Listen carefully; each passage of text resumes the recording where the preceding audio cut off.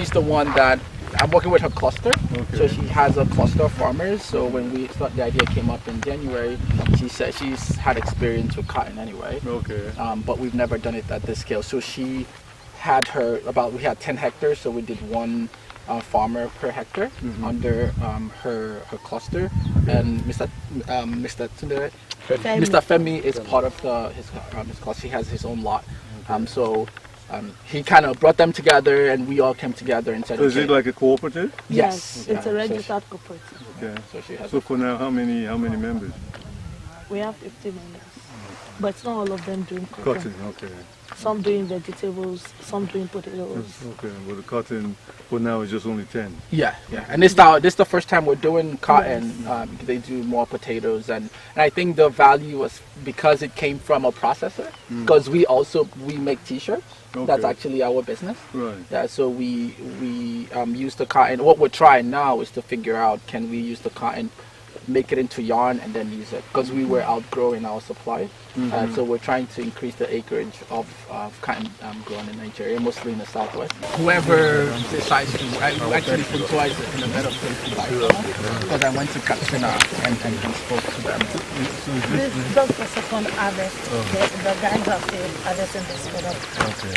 Okay. They are done with it. So you finished with it? Yes. So when did you plant them? When did you start? We planted in July. June. So we have 4 Because I think also, because there's so much opportunity to, even for the rain-fed, we're not using enough acreage. Right. So no need to invest all that. Even most of Texas is rain-fed. Right.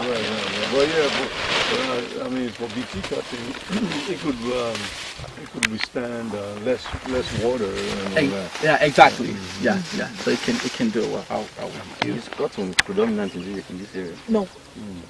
But it can be. Yeah, But it can be. Yeah. Because in the olden days it was. Okay. Because on books you see open and cotton and oil. I know you're. Yes. Oyo State has long staple like this. Oh, exactly. Let's say this. That's the variety. Yeah. So what's that? Is this a long staple? Yes. Oyo State produces long staple, and long staple is what you use for this, not like this, like garments, underwear, so they're softer in the body and less. So the land generally in Oyo State produces, all over the world, it's noted as one of the places that produces longer span. Right. They don't usually stay around this area. Or maybe a king that has access to land, then they lease it to the cooperative, then the king becomes our member. Or maybe government, because now government is trying to partner with the cluster projects. Okay.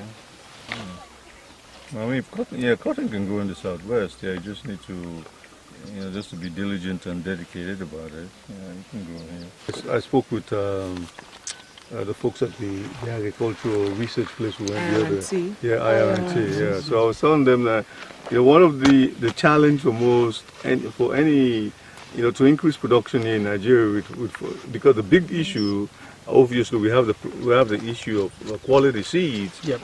But beyond that, it's the farmers.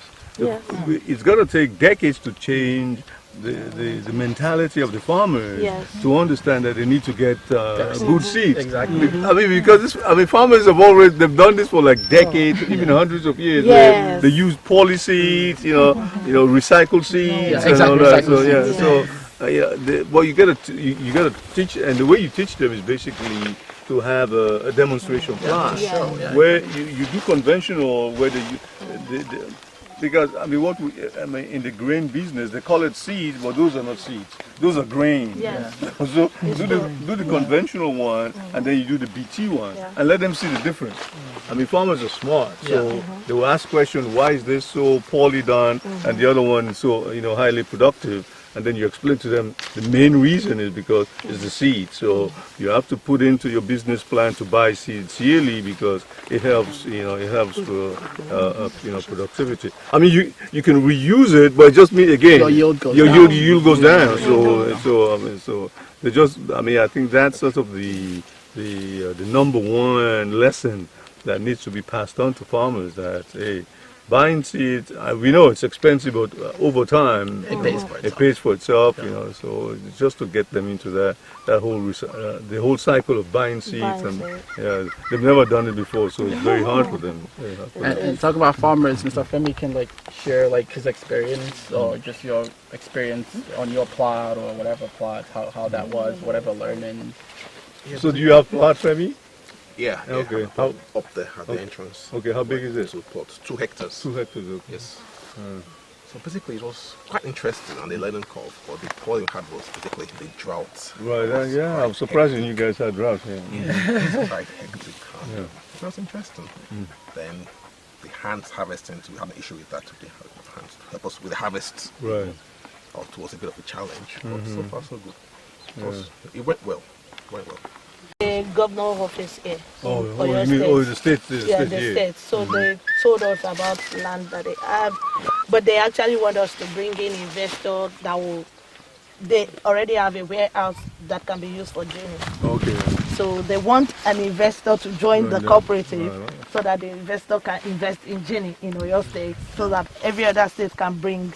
The cotton. Yeah, so they will just support with the infrastructure. Right. They already have it in Fashola, so they asked us to go and they sent us through some people to go there and visit and see if we like the structure. The cooperative is a big one, though. Yeah. So, you know what? As long as you organize it well, the city value, you know, women come out to do to pick and also weeds.